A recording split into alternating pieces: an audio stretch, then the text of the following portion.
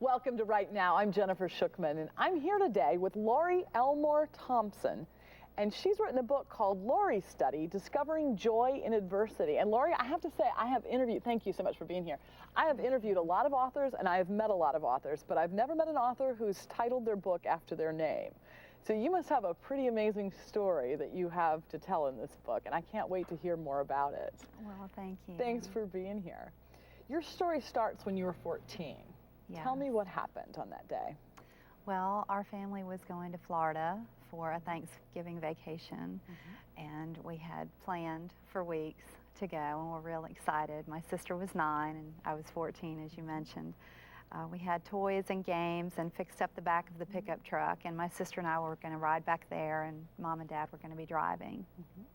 And it was about, I guess, 12:30, 1 o'clock when we were on the highway. It was dark. There was a grass median, no concrete barrier or anything like there is today, and a drunk driver came across and hit us head on. Wow. You're in the back of the pickup truck? We were riding in the back of the pickup. Oh my yes. goodness. So no seat belts. You know, this was 28 years ago, so seat belts were not something that everybody wore back then. In the impact, my face went through a portable television set that we had in the back of the truck. And in that impact, my nose was broken, my cheekbone was completely shattered, my left eye came out, and then I was thrown into the camper top, which crushed my back. Oh my, so your face is entirely destroyed from having gone in there. Yeah. And are you stuck in there at this point, or have you been tossed out of the truck? Or No, we were locked and stuck in the back of the camper top because of the impact. And so what happens? Does the car start on fire at this point, or? Well, we were also pulling a load of Christmas trees on a trailer, and so in the impact they had come undone and had come up over the back of the camper top, and because of the heat from the engine, because we had been driving for a few hours, people who were stopping, and my father, who was, thank the Lord, he was conscious, they were really scared that as the trees started smoldering that they were going to catch on fire, and he knew that my sister and I were in the back, and he also knew that Mom was somewhere. People had checked the front of the truck, the cab, and they could not find her, and Dad said, I know that she's here, we need to find out where she was. So they were walking around trying to see if she had been ejected from the vehicle, and Dad found her under the dashboard, crumpled up, almost in a fetal position. So the engine basically had come in up over, and she slid underneath. And was she pinned, or? Yes, she was in there, and they had to get her out. And then my sister and I were kind of locked into the camper top because the Christmas trees had kept the opening, you know, from the door from coming open. So could you move? Were you stuck in there, or were you? I just remember waking up, and I remember it being very dark and hearing my father scream in a tone that I had never heard him call my name before, and that was very frightening to me. And I remember just kind of lifting up my head, and it was awkward because I thought, he's so close to me, why can't he see me? And I didn't know where I was. I couldn't remember what we were doing, or had no idea what had happened. And as he was screaming out for my name, I tried to open my mouth and call out to him and let him know where I was. And because I was in shock from the injuries, nothing came out of my mouth. And that's all I remember in the back of the truck at that point. And your sister, what happened to her at this point?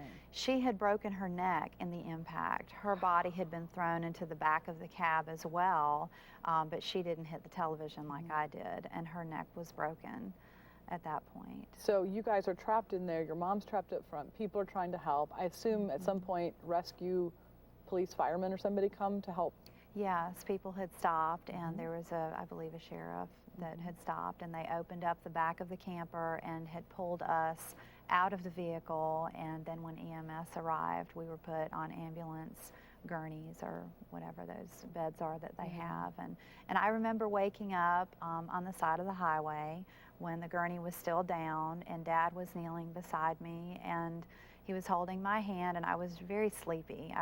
It was really hard to stay awake. No pain. I hadn't had any pain at that point. And he just said, "Are you okay? Are you all right?" And I couldn't understand why he was so concerned and why he kept saying that over and over. And I said, "Daddy, I'm fine." And I said, "Where are Mom and Kim?" And he said, "Just don't worry about them. Don't go to sleep. Stay awake. Don't go to sleep, Laurie." And I couldn't. I was just so in such shock, and my body was just really shutting down at that point. So you get put into the ambulance, the same ambulance with your mom and sister? You're all in 3 separate ambulances? We were in different ambulances because of the magnitude of the accident. It was my mother, father, and my sister and I in our vehicle, and the drunk driver had his wife and 3 children in their pickup truck. So we had several different ambulances because of the magnitude of the accident. Ironically, Mom and I were put in an ambulance, I believe, with the drunk driver, and one of them ran out of gas, and then there was another ambulance. Wait, your ambulance? Yes, the ambulance ran out of gas? Yes.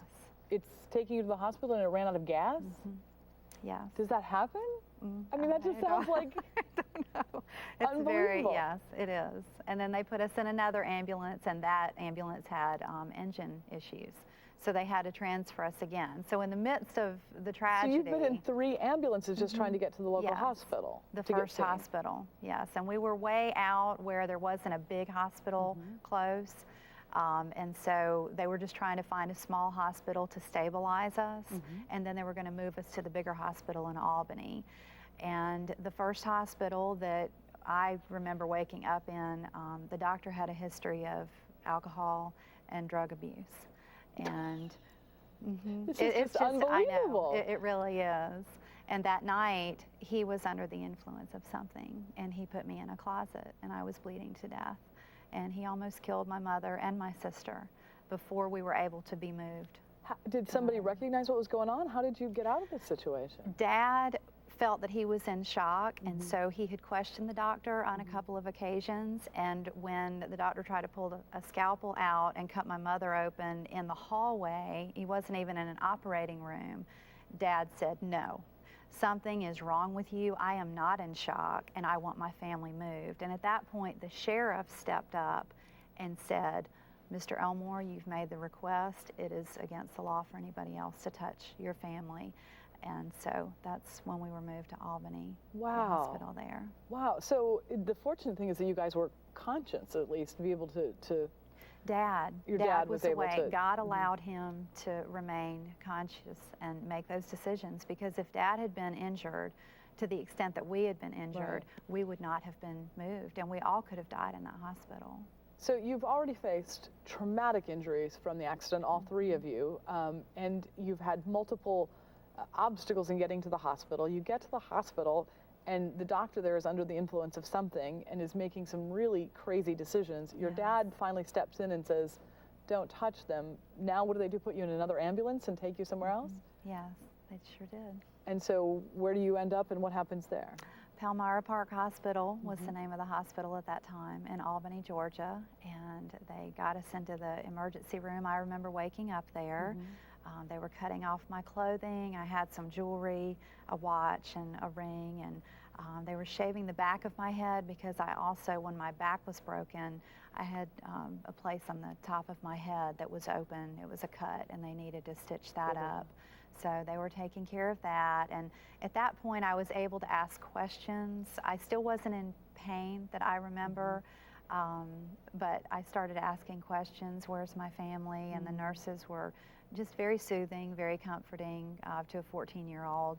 You've been involved in a bad car accident, but everything is going to be okay, and we're going to get you stabilized. And that's what they were telling me. Now, at the same time, they were telling my father that they didn't expect any of us to survive. So our injuries were pretty severe. Wow. So you underwent surgery, as did, I assume, your mom and your sister? And I underwent 2 surgeries. They did not require surgery. I had plastic reconstructive surgery on the left side of my face, And then I went a few days later in for a surgery on my back where they cut part of my hip bone open, took that and used that to fuse with Harrington rods to stabilize my spine. So at some point you've been through this traumatic accident. You've had this crazy stuff happen in just trying to get the basic medical treatment. You get the basic care and then you go through multiple surgeries. Right. There comes a point where where this sort of settles down and you have to go, what happened? I really did not have a clue that all of that had gone on. And when I woke up in that hospital that the drunk doctor was in, I didn't know where I was. I just knew that I was alone. And I had reached up and felt my face, and when I brought my hand down, I was losing so much blood that I couldn't see what color my skin was. But I had no idea I was in a hospital where the doctor was not treating me. Wow. And that at that particular time, my spine was swelling and damaging nerves, that it was irreparable damage. And it was negligence on his part that I'm paralyzed today. Because you could have survived the injuries from the accident itself, Yes, but it was the neglect that Yes. happened from there that caused the paralysis that you continue to have. Yes. So how do you face this? How do you deal with this? This is not something you brought on yourself. This was a drunk driver who crossed a path and did this to you. Well, when I woke up in the surgical intensive care unit and I was able to start processing exactly what had happened, I realized I was paralyzed from my waist down. You know, I was looking at my legs and I couldn't get them to move. And I thought, I've never had to try to tell my legs to move before, but that's what I was doing in my mind, just trying to do that. So you're in a bad situation, you're in the hospital, you realize you're paralyzed, you know these terrible things have happened and you're trying to make sense of it. And, and we want to hear more of this story. We're going to take a break, but we want to come back and find out how you overcame this, because obviously life is good for you now. You look fabulous, and you're learning to cope with your injury. So stay tuned. We want to hear the rest of Laurie's story when we come back.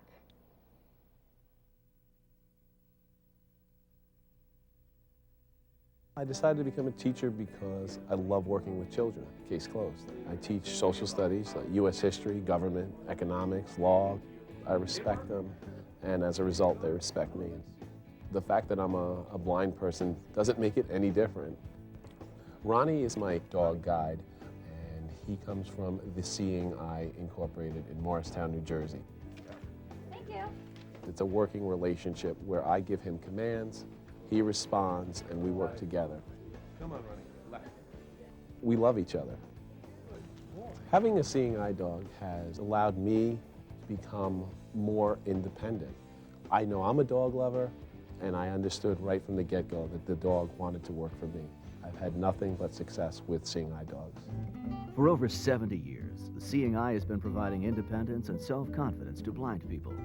For more information, call 973-539-4425. Welcome back. I'm here with Laurie Thompson, and she's just been telling us the story of a car accident she was in when she was 14, when her family was hit by a drunk driver.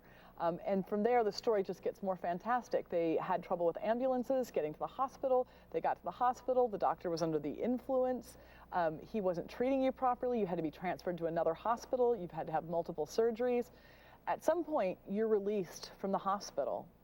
And you've undergone this traumatic event that is not an event anymore. It's a series of events that have happened. And you're at home recovering. And you look back. What are you thinking to yourself as to how you got here and what happened? I think it was just more or less, all right, I've got to pick up and move on. I had a moment when I was in the hospital where I just really dropped into the pit of despair, and I wanted to end my life. And once tell me about it, because I mean, I think that would be, your face is destroyed. You're a 14-year-old girl. Your back